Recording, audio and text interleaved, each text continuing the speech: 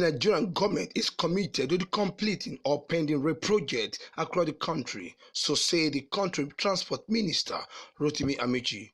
But the minister, however, says owing to the high cost of building standard rail lines that will run through the state capitals, it is only become imperative that the project be approached in phases as the resources become available.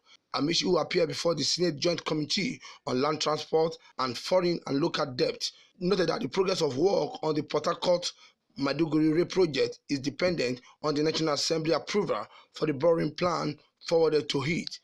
The country does not have the necessary resources to do railway in every village. It's not possible. That's good information. Please, can you just allow them? 2.7 billion. 2.7 billion. No, I'm just appealing to. $2.7 billion is 1 trillion naira. So for the railway we want to do from Port Harcourt to Maiduguri is about $12 billion. Sorry, sir, you're talking about nearly 8 trillion naira. That's 1 year budget of Nigeria. Therefore, everything is done systematically. We can't do all at the same time. We can't be in Lagos to Kano, Port Harcourt to Maiduguri, Abuja to Kano, Katsina, and all that. We can't. What we are doing is, as we get the loan approved, we pay. Currently, we are doing the due process for the one of the southeast. Amechi said Port Harcourt-Maiduguri rail line project, which was advertised sometime last year, remained top priority. The projects that we are constructing will not be limited. If we don't construct it now, the cost will escalate. Our youths that you're hoping to construct in the future will construct it 2 to 3 times the cost we are going to do it now. What is important is whether we are transparent, and the answer is yes. On the north central side, the rail is going to pass through Kafanchan. In fact, the Port Harcourt-Maiduguri will get to Kafanchan, and we are linking it to Abuja, because we are linking northwest to the west to the northeast, to Port Harcourt-Maiduguri. So that if you're coming from the south and you want to go to Abuja, you have 2 opportunities. Either you go to Warri and then back from Warri to Abuja, or you take off from Port Harcourt.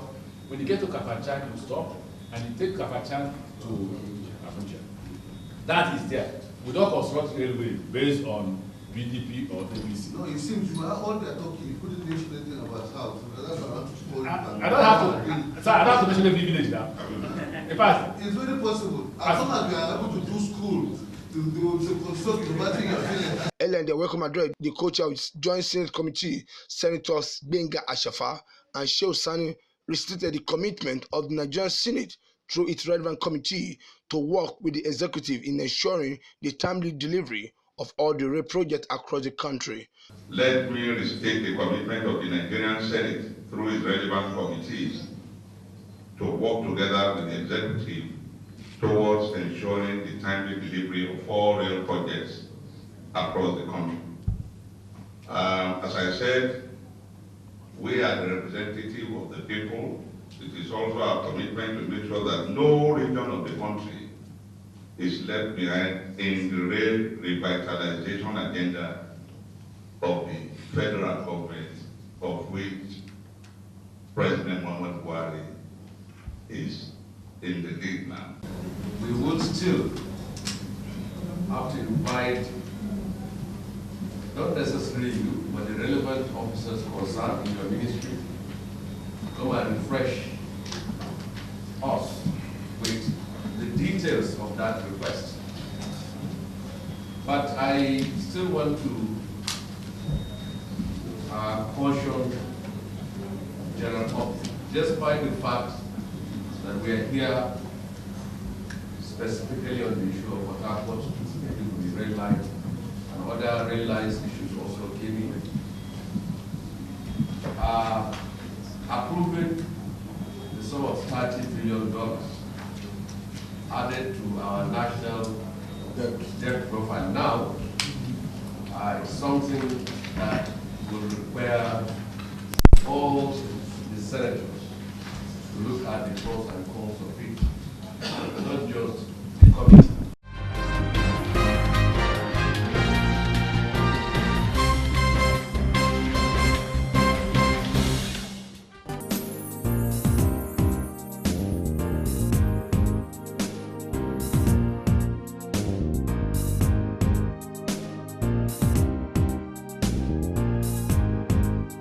presidential candidate of People Democratic Party, Atiku Abubakar, visited the Deputy Senate President, Senator Ike Kremadu, to seek his understanding over the choice of Peter Obi as his running mate. On the entourage of Atiku were the Director General of the PDP Presidential Campaign Council, who is also the President of the Senate, Bukola Saraki, National Chairman of the party, Uche Secondus, and National Organizing Secretary of the party, Colin Osin Akobudu. It was planned that the visit was meant to appease Ekremadu, who had hoped that he would be the natural choice for the position. It was gathered that the visitor asked Ekremadu's support and explained to him that Obi was picked in the interest of the zone in particularly and the nation in general.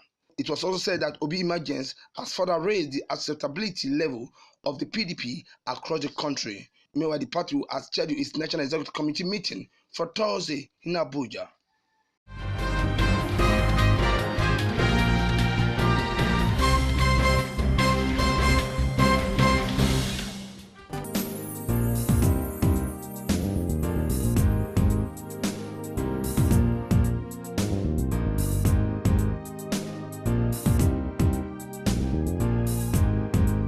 There was confusion on Tuesday at the sitting of Akwa Ibom State House of Assembly as 5 All Progressive Congress lawmakers attempted to impeach the state governor Emmanuel Udom.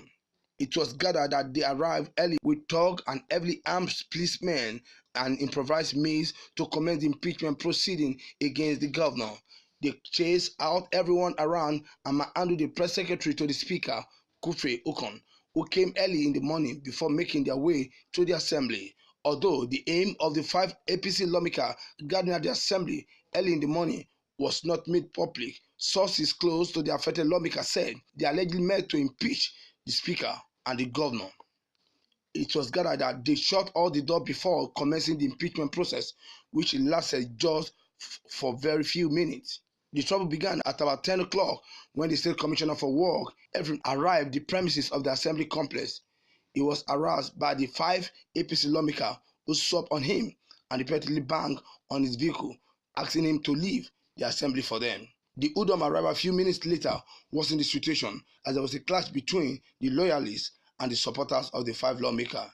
In the extreme confusion, gunshots were fired by the security personnel to scare away people. Journalists and National Assembly workers who turned up early that morning and other visitors scampered to safety. Some jumped over the wall while others took cover in the surrounding bush.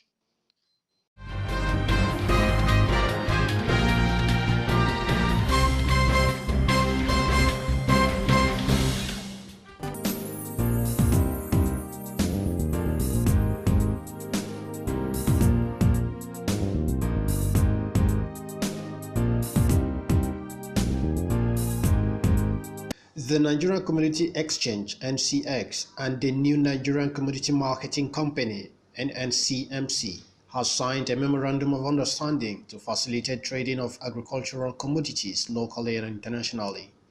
Under this agreement, NNCMC will store and trade its commodities of interest on the trading platform of the NCX, and in turn, the exchange will avail NNCMC of its contacts across the world under its trading operations.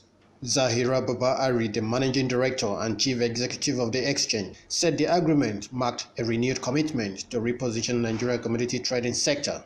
Baba Ari said this at the signing of the MOU in Abuja.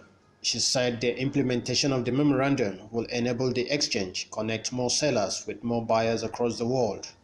Despite nearly overwhelming challenges, we have been able to chalk up notable achievements, such as 1, we have been able to build a robust integrated trading system for the exchange. We have established a network of warehouses as delivery locations for NCX trading operations. We have also liaised with the Standards Organization of Nigeria for the emplacements of grades and standards for tradable commodities. And we have established market information services in major commodity markets across Nigeria. This occasion signals the final readiness of NCX to commence business with the local and international commodity trading sector. With the implementation of this MOU, NCX is now able to link sellers with buyers across Nigeria and indeed around the world of commercially viable agro-commodities such as maize, sorghum, soya beans, sesame seed, and cashew, among others. Abubakar Musa, the managing director of NNCMC, said the agreement will go a long way to repositioning the Nigeria's commodity market. Musa said the NNCMC, which is 65% purely individual and institutional arrangement and 35% of the equity owned by the government, will ensure more competition in tradable commodities to ensure value for agricultural commodities in the country and globally. NNCMC is a public-private partnership with only 35% of the equity held by the government. The remaining 65% is purely individual and institutional arrangements. And 65% in any investment that is private sector driven is automatically a private sector led. So I believe that there are so many companies like this that can come in. And that's the beginning of this. This is not government to government. This is a completely private sector. And that is the global language. NNCMC is a trading platform that aggregates commodities of different types and also seek to create commodities and warehouse them to preserve their value for food security in the country. Awesome Raffle, Ben Television.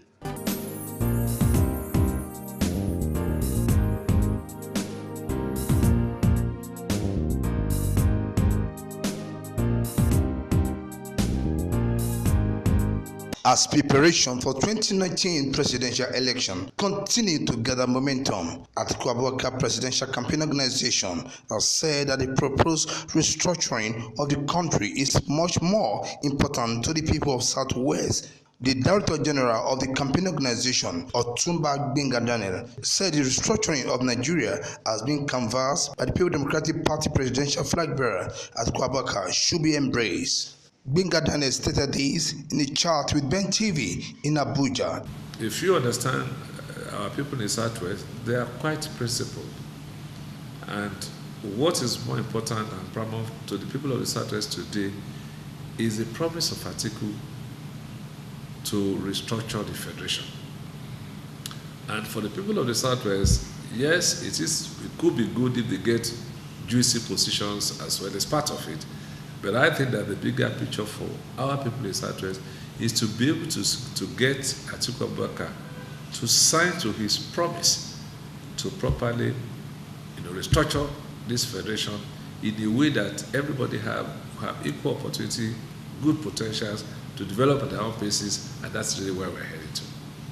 Speaking on the dust raised by choice of former Anambra State Governor Peter Obi as running mate to Atiku Abubakar, Otumba Gbenga Daniel said the choice of Peter Obi was in the best interest of the nation. Coming to where the VP speaks from, my own opinion is that, yes, it could have been Southwest, but there is also another perspective.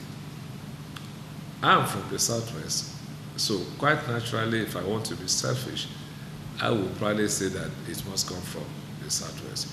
But when you begin to look at the bigger Nigerian picture, fact of the case is that the people of the Southeast feel marginalized, rightly or wrongly. We come to perception again. They feel that there is still something that they have not been forgiven for. Maybe because about the Civil War and all of the things that happened at that time. And since the days of Ekweme, we haven't had somebody from the Southeast rising to number 2 or even number 1. So there is indeed a clear and present agitation. And if you really therefore want to begin to think of how this country can come together, the earlier you begin to address this perceived marginalization, the better.